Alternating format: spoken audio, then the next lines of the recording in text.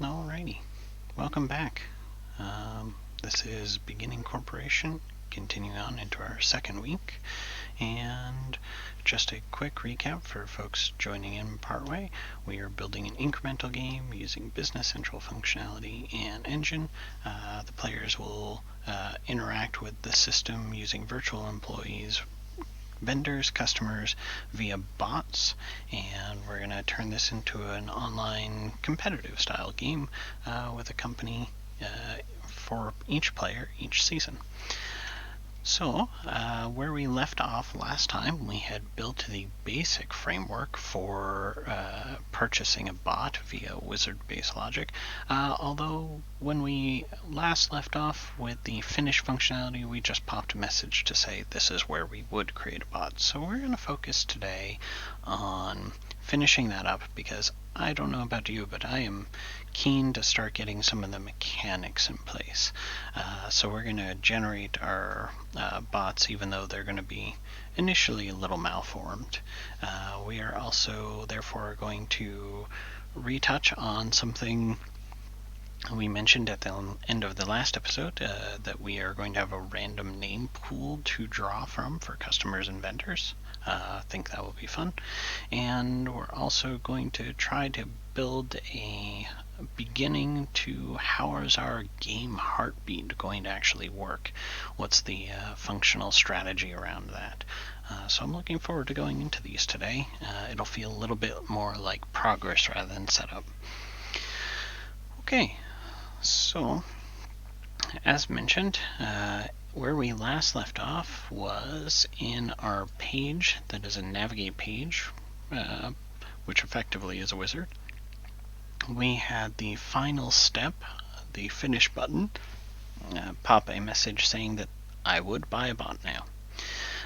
We talked about the fact that we are going to add additional requirements to check for things like materials and value and all that, but I'm inclined to skip that for today, so that way we can test what actually happens here.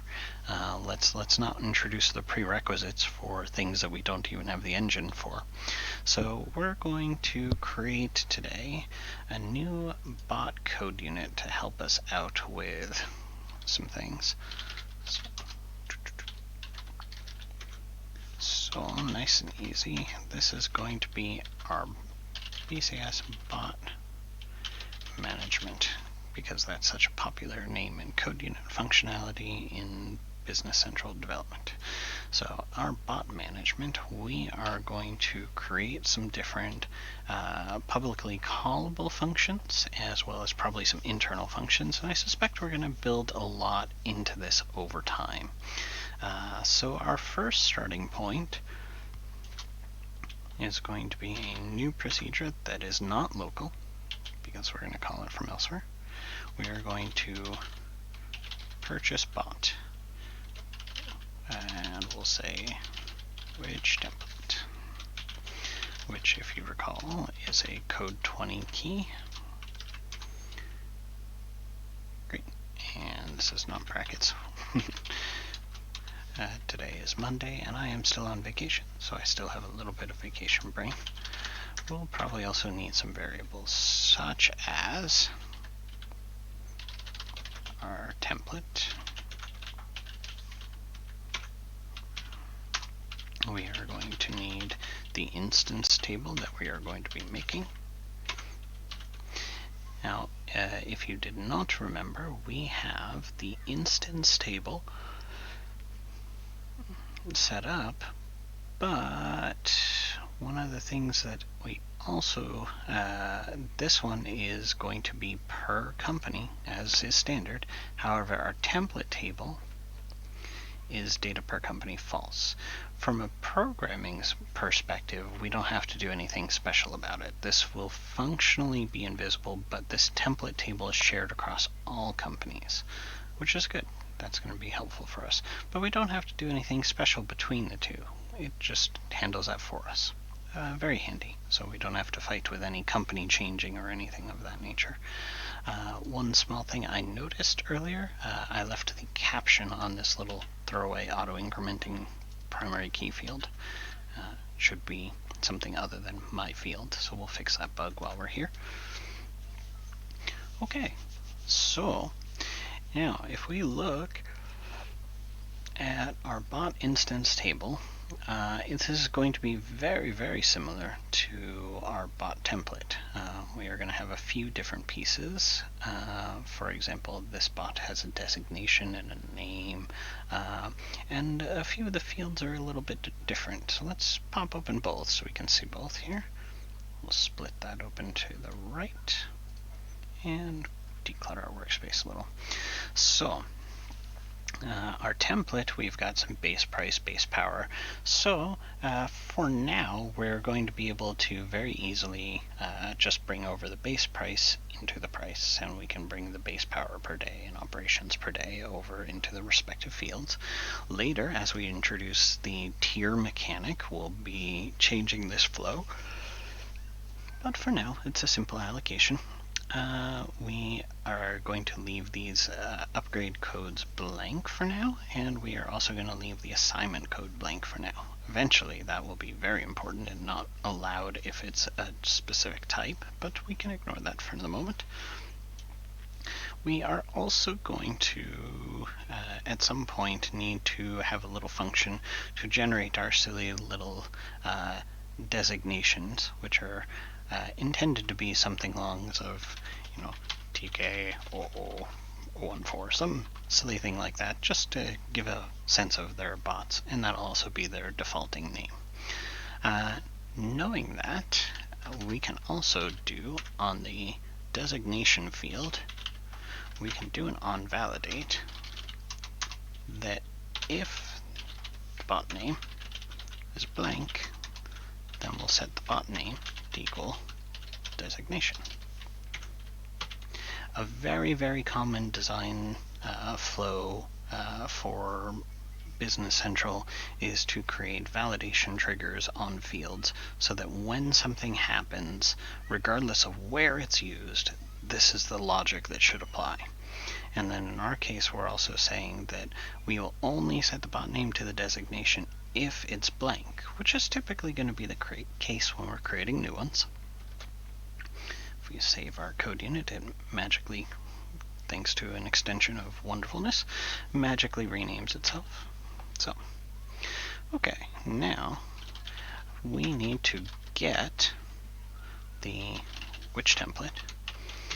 Very common, easy mistake when you're getting used to things. We have said that we are pulling from this table, this record type. We are pulling from the table, but don't forget we have to actually then move to a record. It is very easy to forget to get. Whenever we're dealing with things, always remember that before all else, you do your filters, and then you do your motion, then you do your actions. And if you need to, finally, saving, which is the insert or modify. So there always needs to be some sort of motion, and in that motion here with the get, we're applying a filter to say we want this code. Nice and simple. I realized as we were going through things last week that it would be helpful for folks new to Business Central development to hear some of the basics explained along the way, so we'll do that. Okay, so we're going to create a new instance, and our wonderful thing here is that the primary key value that has to be unique and has to have a value is automatically going to get a value, so we don't even need to set it. So we are going to do an instance. It is an old habit of mine to do the initialize command, which I'm going to double check if that is still required. To the best of my knowledge, it is a good idea to clear out any fields.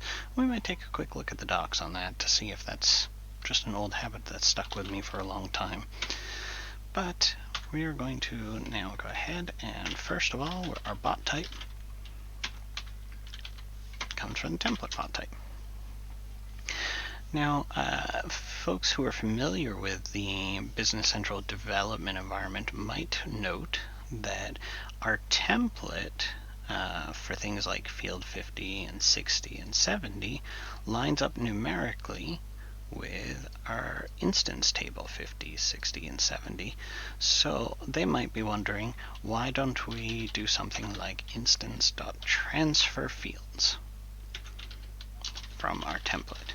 Which, if you are not familiar with it, is a very powerful utility. It just copies all of the matching fields by number. And I believe it also does type checking these days. I'm a little fuzzy on that.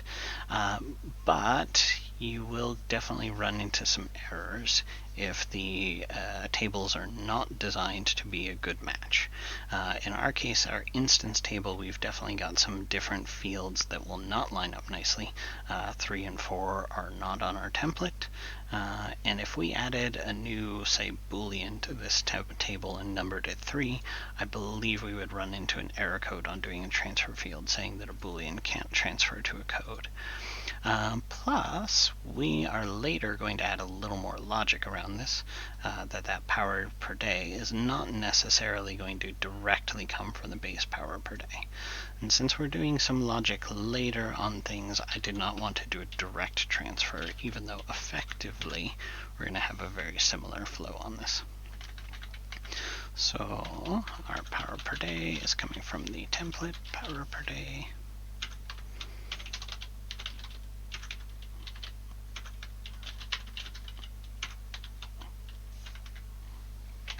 Operations per day, yep.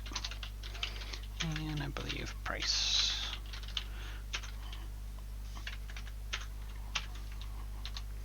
Excellent.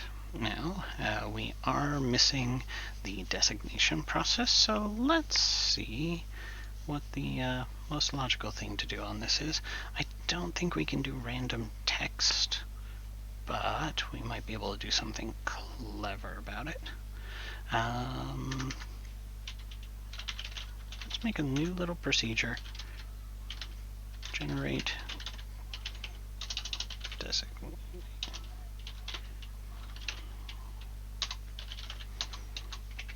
And we are going to return a little text 10, sounds fine.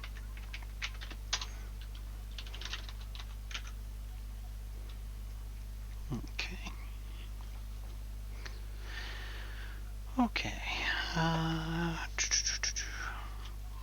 I'm inclined to say new desig is going to be a text builder. We're going to do some appending of things. The advantage to this is that when we do code here, you can see we can do .append to go ahead and add some things onto the end of text. From what I'm told, this is more efficient than if we just had a text variable, say called t, and we said t plus something.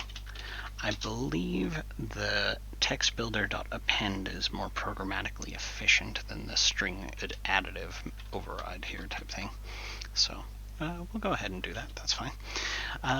We're going to use a little trick that I'm going to check my logic on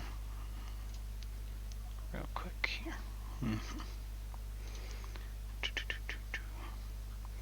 Okay, so the neat thing about a text variable is that it's also an array, I believe. So we're going to do text just one, and we're going to borrow the fact that in ASCII a equals 65 and z equals 90. Helps if I type. So letter. Now let's see, do we have to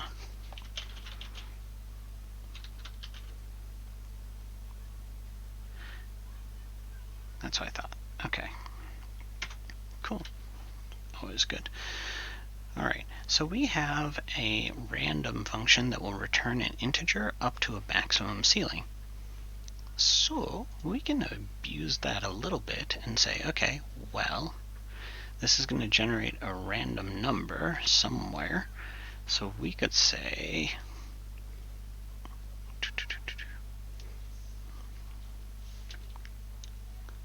somewhere from 1 to 26 plus 64 should get us a letter somewhere between A to Z. Nice and easy there. So we'll do dot append letter, and we'll do that again. So the oddball thing we're doing here with text is that even though this is a text string, we can refer to that individual character at position 1 by an integer value, and it's the ASCII value. So we can do some funky tricks with that. So there we go. We'll give it a 2-letter designation, and then finally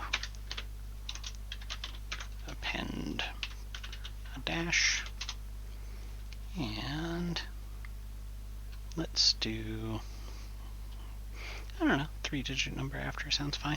So we'll do another append random up to 9. Now you'll notice the there isn't really inline type conversions, so this random function returns an integer, but append is expecting a text. So how do we do a type conversion? We could go ahead and assign letter to equal something and then pass that in again. I don't want to do that, so we can use a shortcut. This is a super overcharged, powered function called format, and you'll see it takes something a little strange, value joker. This is the old school way of approximately saying kinda anything, but it depends. So if you want a really fascinating, interesting, bizarre read, the format documentation is beautiful for that. It gets very elaborate and very detailed. So we are going to not go into that right this moment because it is complicated but powerful. The short of it is, however, for our purposes, we can pass it an integer, in this case random, somewhere between 1 to 9, and we'll do that 3 times, passing those texts all smooshed together into that append command. And that should get us something like 741 or whatever have you. Cool. That should work. Now, if you are new to development, fun thing here, we went ahead and we did some logic that says on validate of designation, run this code. Well, if we just said designation equals generate designator here, and we're passing that text into that field, that is an assignment. That does not call the validation. Assignment is a developer thing. That is the only way you can do assignments is through code, and there they say the responsibility is on you to decide whether or not you need validation at that moment in time.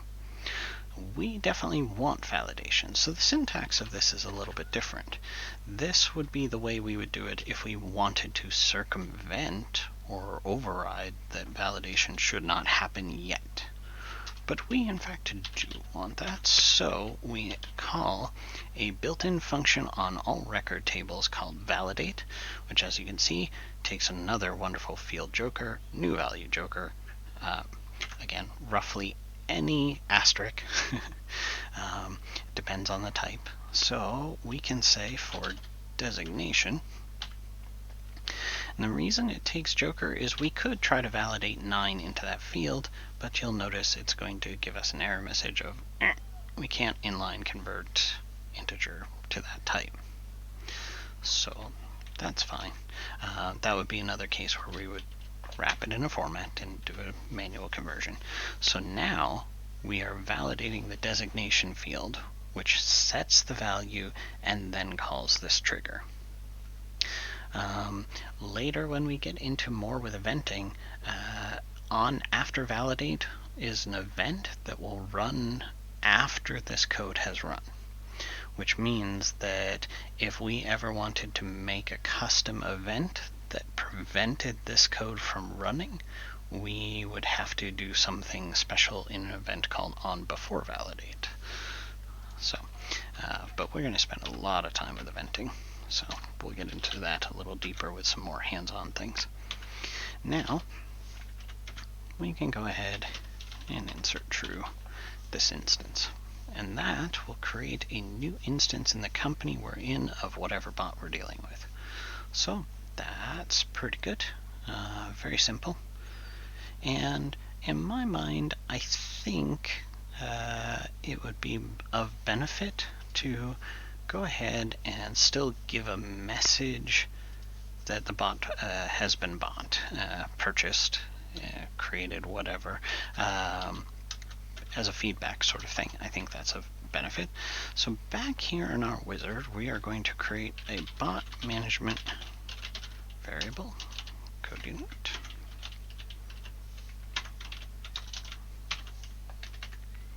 Great. And instead of a message of I would buy a bot now, we'll go ahead and say purchase bot. And remember, we're back here on our wizard, which has a couple of different things. Which type? So we have selected which type, but we haven't said which bot template are we dealing with.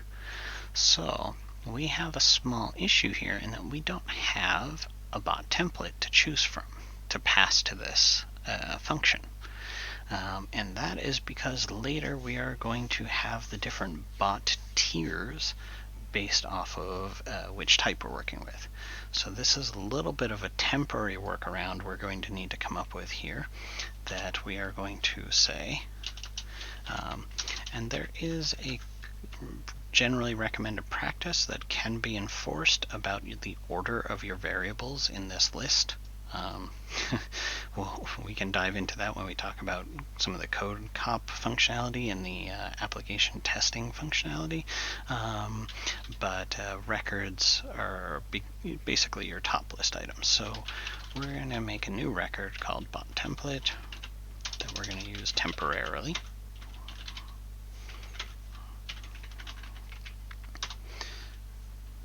And we'll do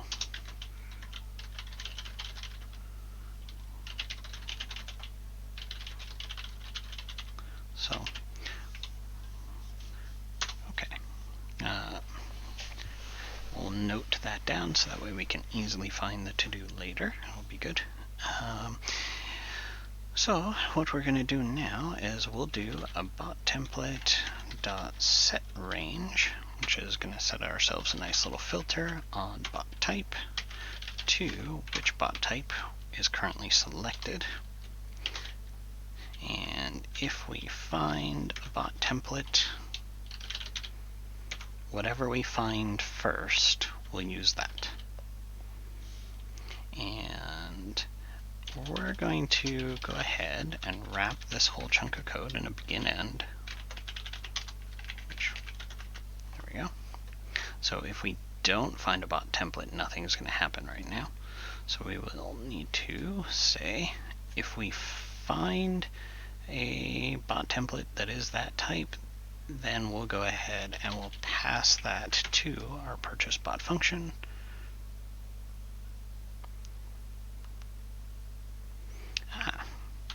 And we want the code, not the record. So there we go. Nice and simple. And so this purchase bot will return, and when that whole chunk of code has run, we come back here, and now we can say, I have bought a new bot. So we now have a situation where it is technically possible that the user can hit the finish button and nothing happens, because if they've selected a bot type that we don't have any templates for, this will never be called. So let's give a little bit of feedback, because I think it's a good idea to give some feedback. We'll go ahead and use the generic little delightful dialog function called error. This does a whole bunch of things, but we'll talk about that. No bot template found error. And this is going to be a label where we say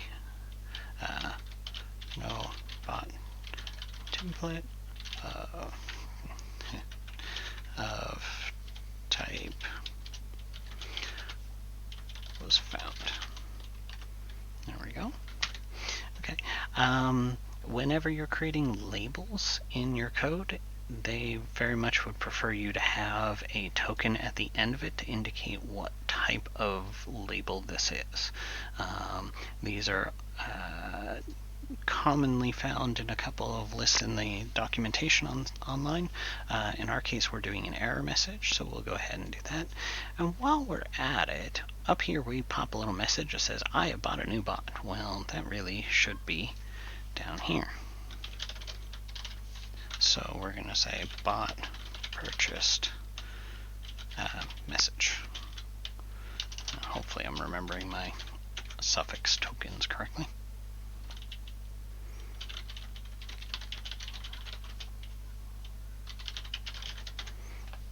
And you'll notice I'm again using our %1 logic, and we'll make use of substitution up above. So here, instead of I have bought a new bot, we will say bot purchased message, and we will do a which bot type, pass into that. So the user will get a message that pops up with which bot type they were buying, or they will find an error message that says there are no templates for that type of bot. Great. Ideally, in a great world, one of the things that we could consider doing, which I think we will, is we could not only display to the user that we have bought a bot, but we could pop open the bot card for them to configure, for them to work with. And I think we will do that eventually. But for the moment, I think we'll at least tell the user, instead of what type of bot they bought, we will tell them what the name of it is, the designator that has been given to it, so they know which one has just been created. The way we do that is here in this purchase bot, we can return a result, just like we did on the generate designator here. On this procedure, we can return the new, whoops, we're going to do type here.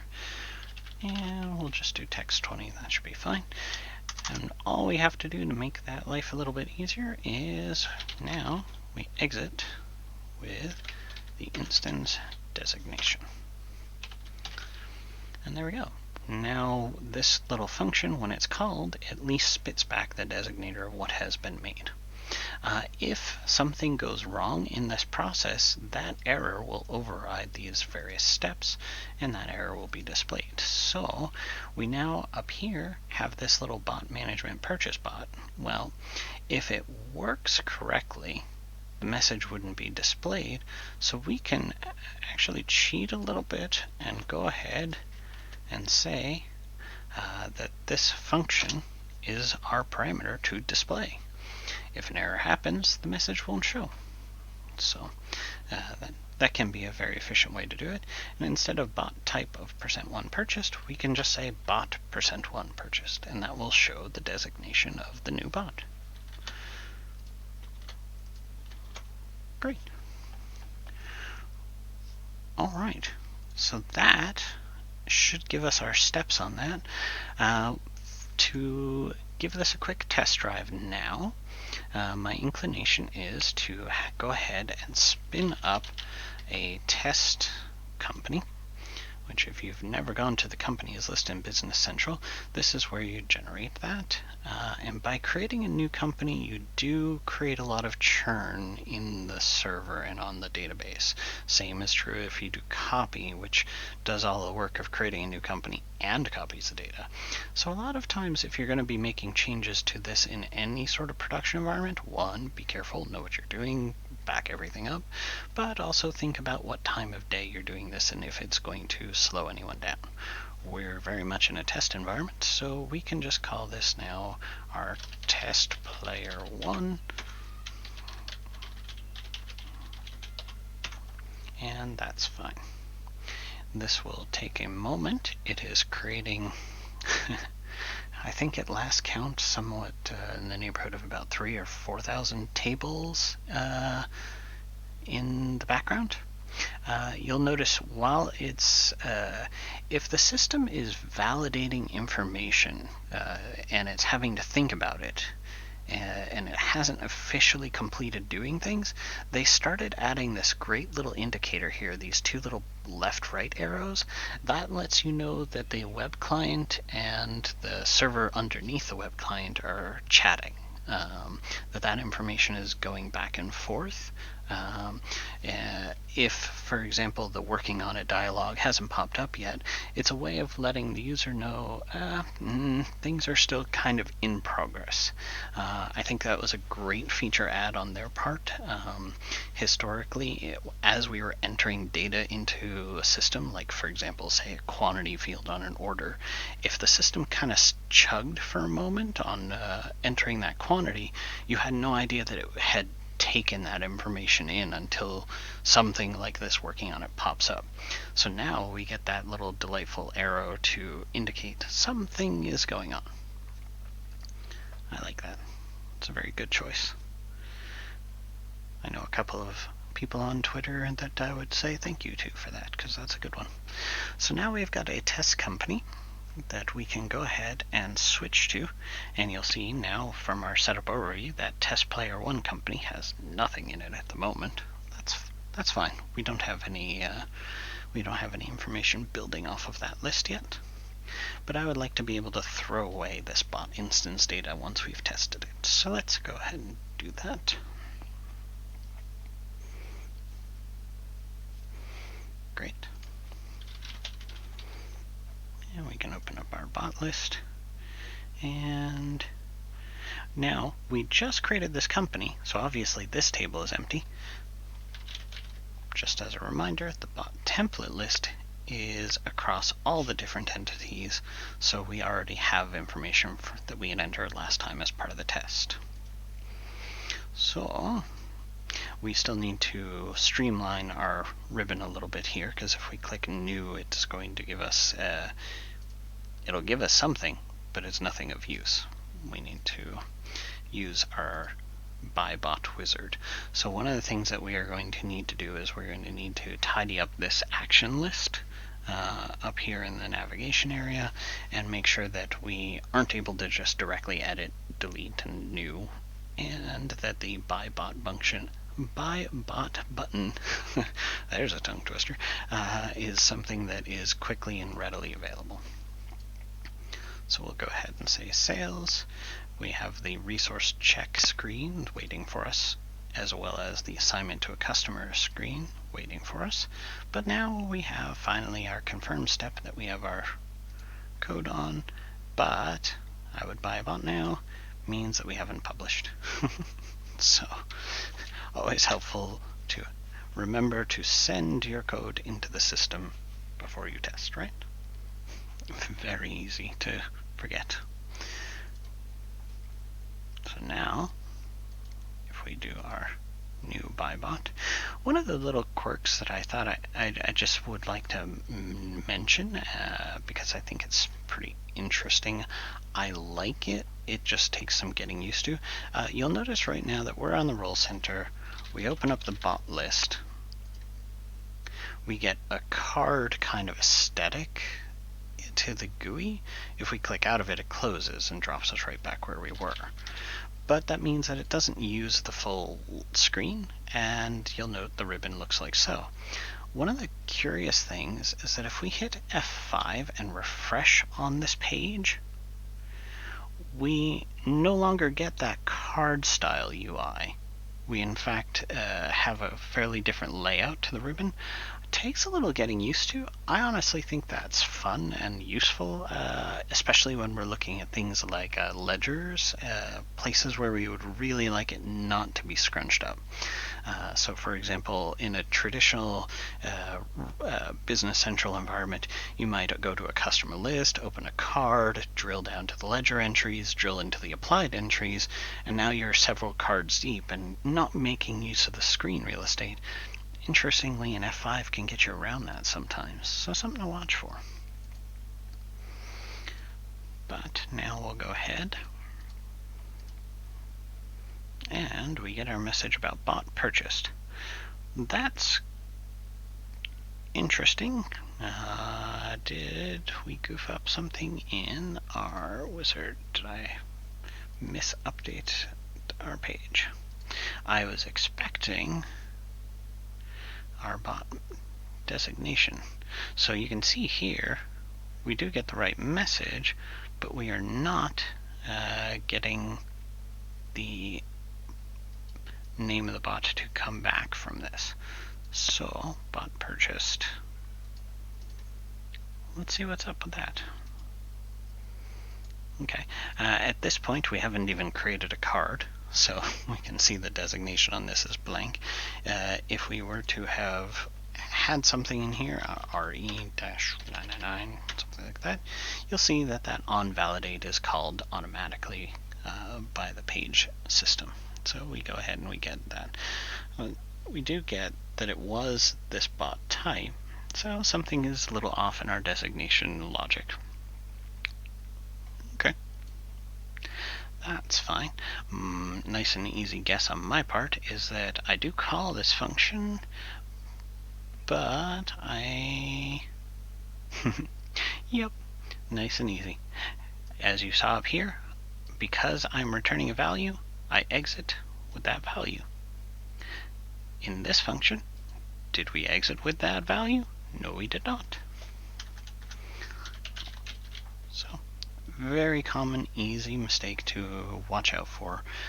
There is not a good way to catch these sort of things for extensions to watch for, did you actually return a value?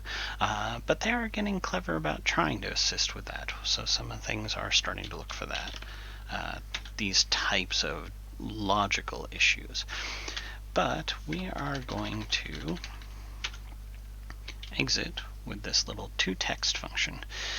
Text builder isn't actually a text value. It's a complex type, a bundle of handy shortcut functionalities and things like that. Usually, to be fair, it's used for more than 5 character sequences, but it's always a good idea to try to do things right. So now, if we go ahead and republish this, and actually try that again real quick,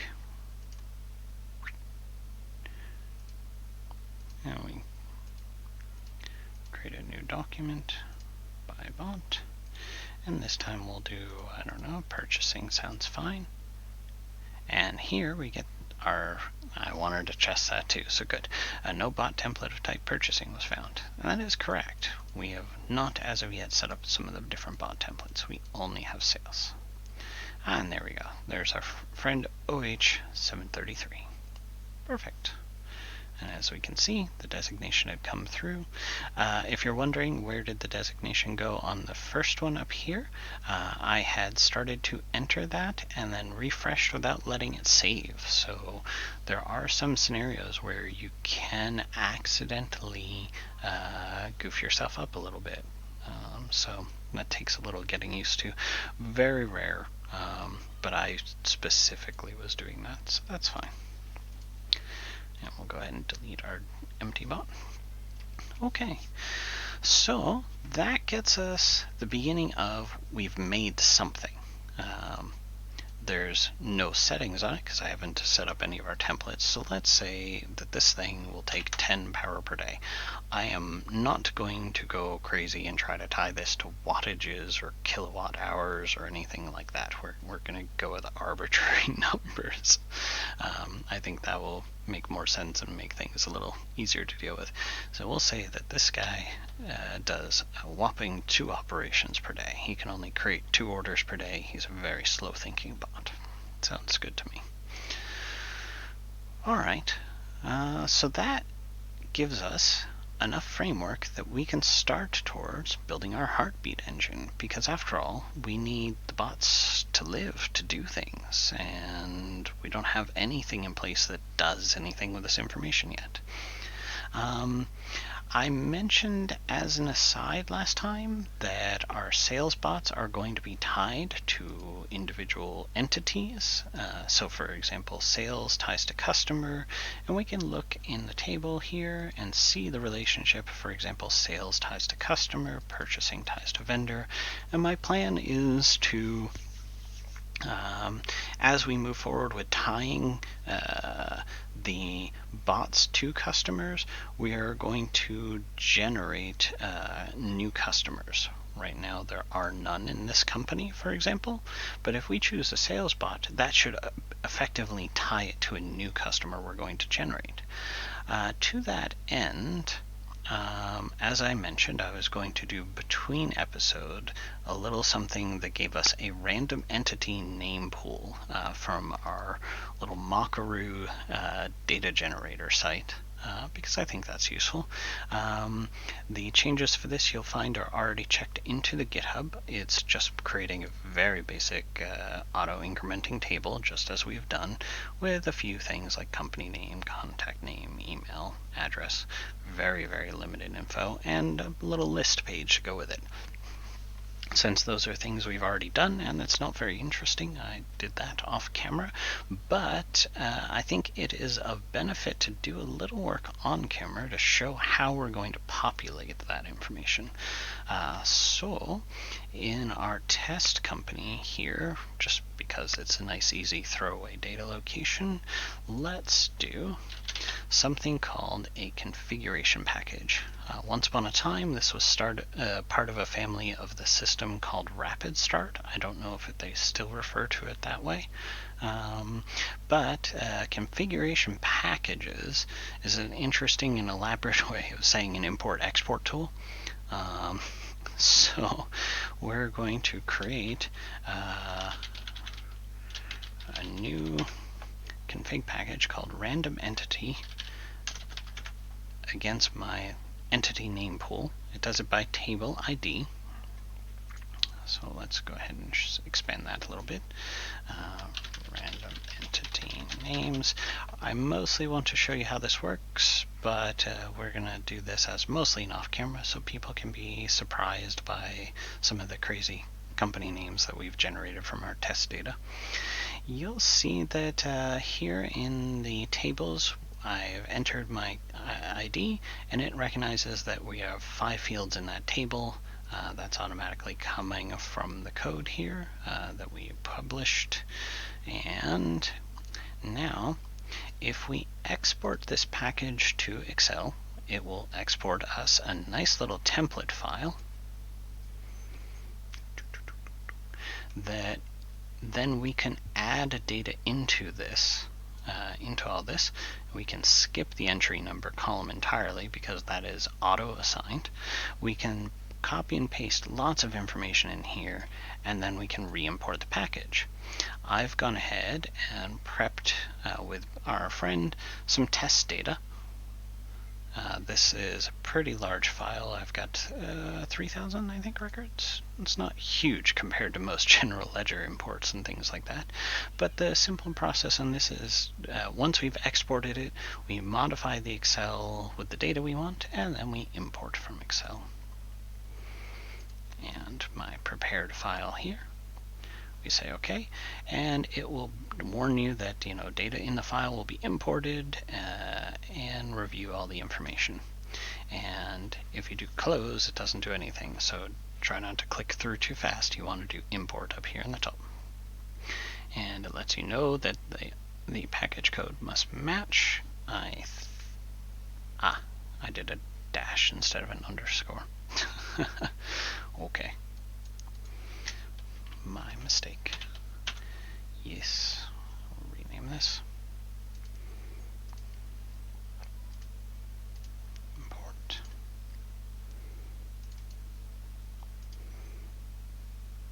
Okay. Great. That's more like it. So, we will import this data. This will take a little bit, and as you can see, it goes pretty quick through the information depending on what sort of volume you're dealing with. And this lets us know after it's done importing how many records are in this package. They're approaching 3,000 or so. And if there is any sort of logic that we were going to apply, we could validate the package to make sure there are no errors. But none of this information goes into the system until we do this apply package functionality. So, what we are doing this against is the random entity name pool, which we can see here is empty.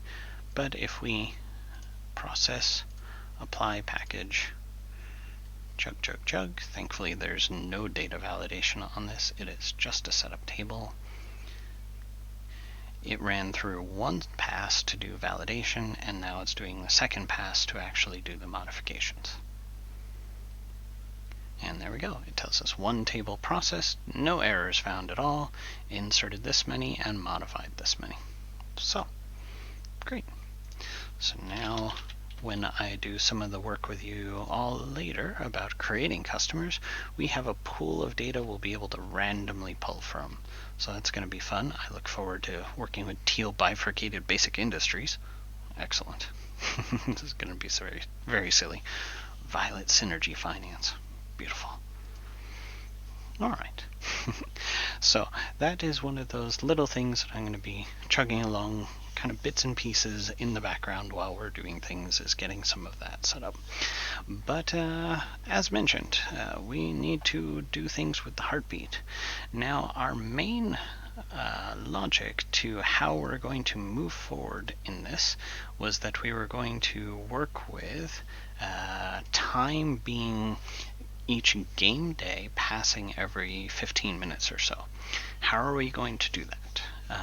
Well, one of the things I like about Business Central a great deal is that we have this work date field. Typically, it is today's date, but you can change it. And this is very commonly something you might change if you're closing a month.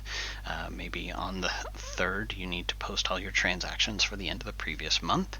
So you change your work date to the 31st or 30th of the previous month, and now all the documents you create and post will be on that date. So effectively, this date is used as the defaulting engine for what data goes into fields, particularly when posting. Well, what we're going to do is we're going to make use of that functionality, and when our automatic routines run and when players log in, the work date field is always going to be updated to the game date. And based on my rough calculations, for the most part, most seasons with 15 minutes per day apparently are going to run for about 15 game years. So that's a nice little run for a season, I think, if we're going for about every 2 months or so for a season. So we'll see how that works out. I haven't set work dates that far in advance pretty much ever. So we need to have somewhere where the game date currently lives. So I'm inclined to say it's time for us to have a game setup that the system manager will be able to adjust the game date manually, but also our heartbeat service can use, and we can update the work date from that table. So let's go ahead and make a new table. And I'll put this under the master company logic, because this is basically a piece of information that is going to be for every company. So I'm lazy and I tend to let the rename do the job of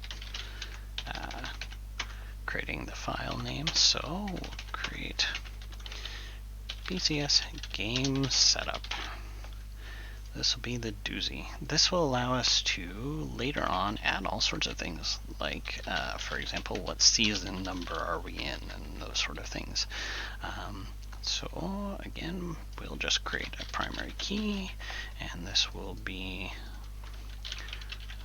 code 10, sounds fine. This is going to be another one of those, just like the activities, a situation where most code will just do .get to get the blank primary key value on that. Our main one that we care about, however, is game date. Nice and simple. This will be a date, and our caption on this will be game date. Go figure. We're also going to system metadata all of this, because we'll never be dealing with GDPR relevant information here. For my sanity, I think one of the things we are going to go ahead and do here is we will say that this data is not per company. This will be available one main setup table across all of the companies, all of the players. However, later we're going to have permissions on players to prevent them from making any changes or possibly even directly opening up this table. We will definitely be doing a lot with permission setup as we set up the players later on. But for now, we have what we need. For now, just a basic game date. So we'll make use of our nice little AL wizard.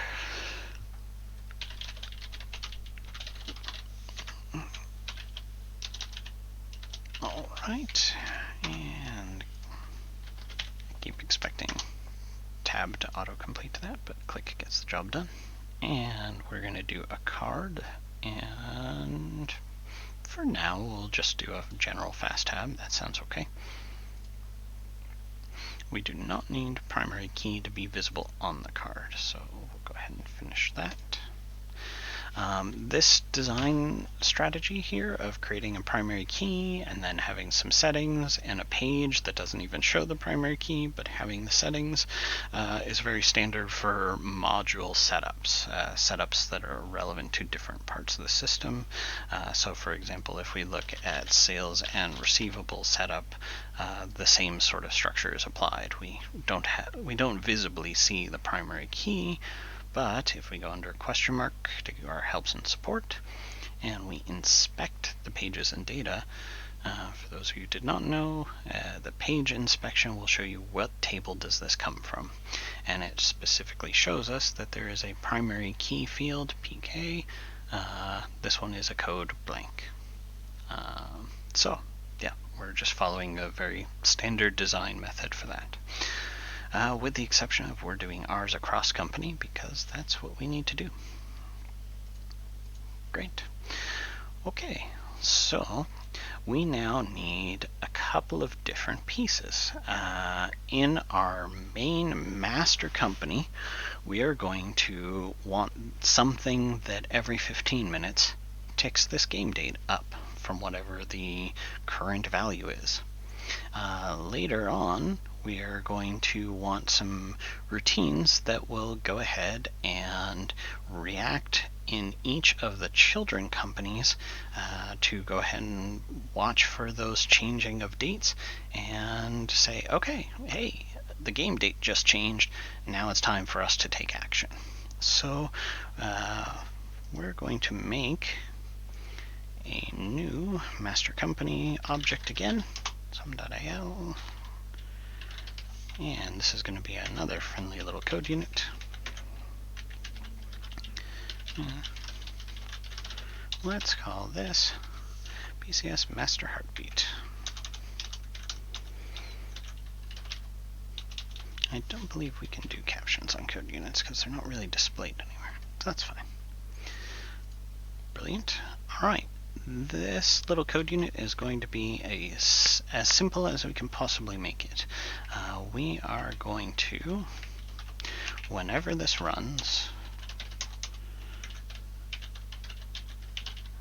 let's just call it game setup for sanity's sake here. BCS game setup. Anytime this code unit runs, we will take the game setup.gameDate and we will bump that up using a little function called calcDate. This is the main mathematical function for calculating dates using date expressions. If you have not used date expressions before, for example, we could do -2 weeks, we could do the end of the month plus 1 month minus 1 day. So we can do some pretty elaborate formulas. Definitely review the date expression docs if you're not familiar with it. The only gotcha on this is that if you are working multi-language, multi-region, this is language specific how I've written it here. For example, this would not work in a Swedish company because this would not be treated correctly as 1 week. Ironically enough, the day and month would. So how do you make it intercultural? Just go ahead and put brackets around it. So this will interpret it from the English to the region specific. But in our case, we are just going to go up 1 day. From, and you have to do from something, from gameDate.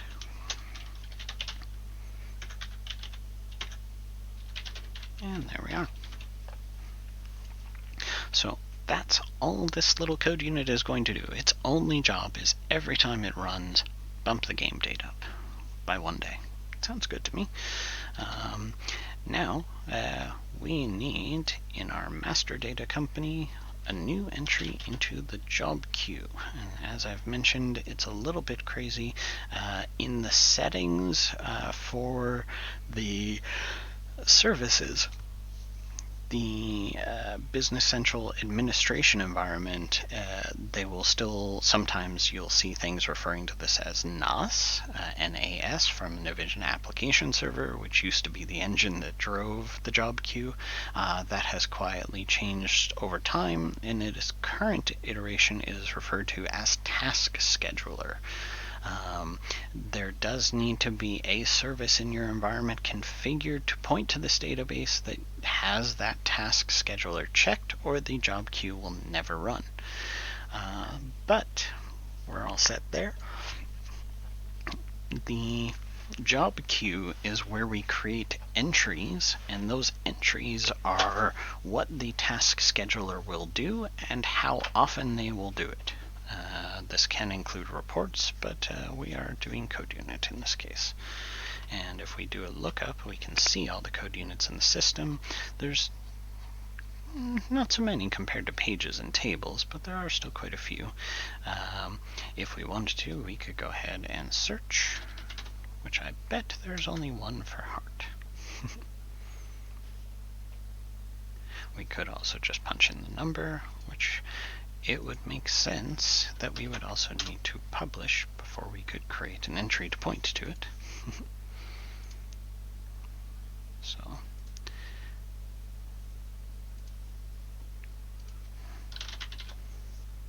here we are, our BCS master heartbeat. Okay, I'm going to go ahead and say show more. There are some things that we will want to fill in. For now, this code unit we're going to keep very simple. I mean, that was a very tiny amount of code, and that is on purpose. We are not going to do anything with parameter strings. We are also not going to set it to rerun. If something errors because of this code unit, I would rather the system basically pause. One of the small areas that you will find some frustration with is the task scheduler is very reliable compared to what it once was in many earlier versions, but there is nothing in the mechanics of the Business Central system that will send email alerts or things like that upon failure. The best you can hope for is notifications inside of Business Central via the My Notifications functionality. So a very common thing for partners to do is work with their customers to train them a little bit in watching for code unit job queue entries that have errored out and reviewing and fixing that. But we're going to go ahead and just assume, I think most of the time we're going to be safe with just a date bumping up. That should be fine. But most importantly for us, we have to decide, when do we want this to run? Well, we want this to run every day. And we are going to say that this should start at 0 o'clock, 12 a.m. And it can run all the way till basically around the clock. And now we can decide how many minutes between runs. This is the tempo of the game that we're going to be doing. So 15 minutes. So voila, this little job running every 15 minutes will slowly but surely bump up our game date. One thing to note, if I were to turn this on right now, it would fail, because game date is blank. You cannot add one day to nothing and get all sorts of brilliant results, unfortunately. Or fortunately in this case. So let's go to our master setup. Game setup helps, which I don't believe we gave it a caption, so it will not come up in search with it. BCS game setup. Fun little quirk.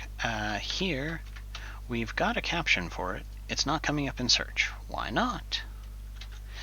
That would be because we have to give a usage category, or it will not be visible to the search engine. So now if we publish. So an easy trick for you, if you have pages that are showing up in search that you don't want to, it's because of that usage category. You can explicitly set the usage category on this to none, for example. So now, close this.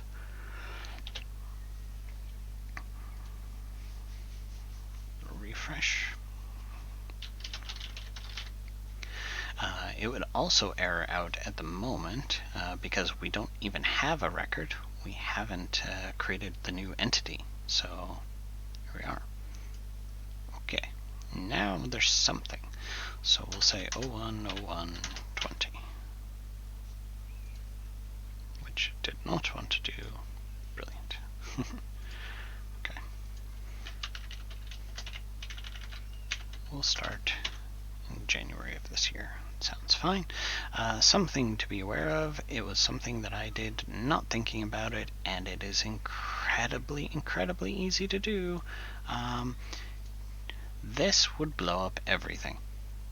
I have done it once or twice in a customer environment, and we had to restore a variety of settings, and we set a variable, we set a field on the setup table, and we called modify. The problem is, if you remember, you need to do filter, you need to do motion, you need to do your action, and then you need to do a save. We didn't do any filtering or motioning. So that means that we have right now a blank record, which does meet the primary key of blank, but we don't get the current value. So all of the fields on game setup are blank at this point in time, and then we're just setting one value. I have absolutely seen someone, for example, do this exact sort of thing with the general ledger setup table, where they went to update, say, a custom field that they've added, and wiped out all of the rounding information and all of the number series. So if you modify, you gotta get, find something, any sort of motion whatsoever. And at least this way, when we ran the function, if we didn't get a game set up, it would have given us an error message for us to diagnose. Whereas without this little line, we would have just constantly been destroying all of our game setup fields. So, something very easy to do by accident that you have to be careful for. So now, if we look at our game setup, we can see game setup is currently blank. Okay, interesting. I wonder.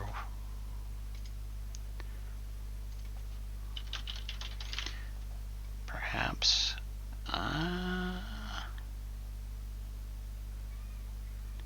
Now I feel like I'm going slightly crazy though.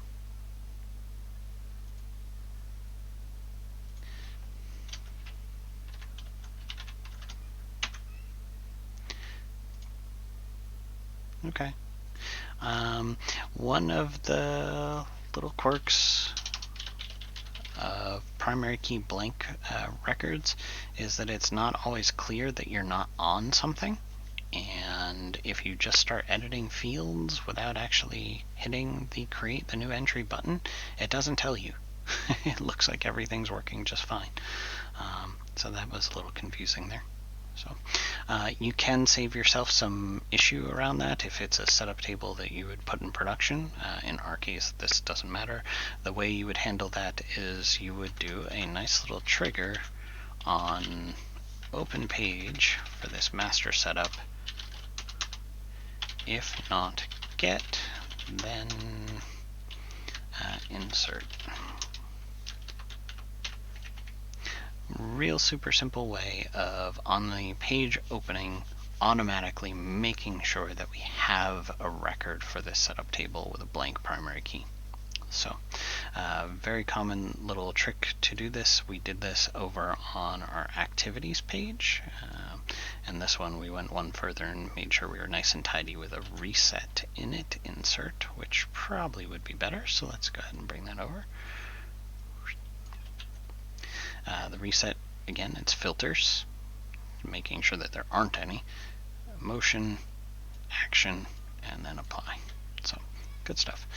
Okay, so now with our game date set to 1/1, we can go back to our job, which on hold means that this will not be running. Nothing happens. The whole, in our case, the heartbeat is paused.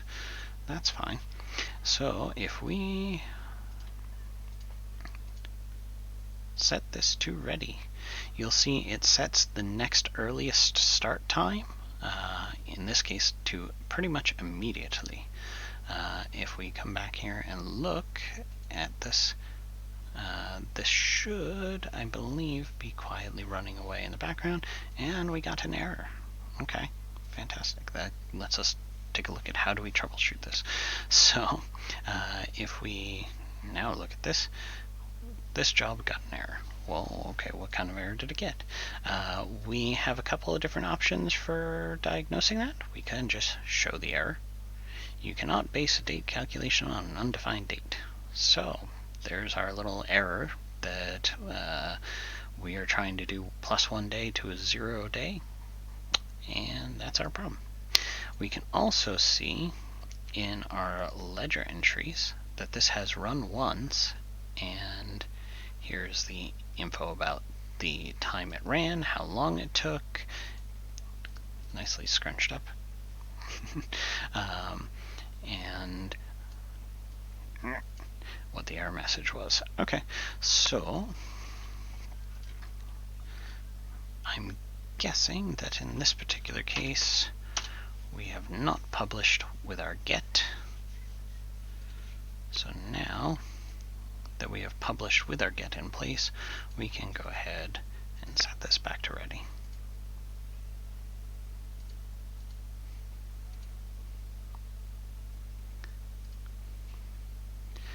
And its last ready state was at 4:09, which is right now as of the time of this recording, and its next time is 15 minutes out.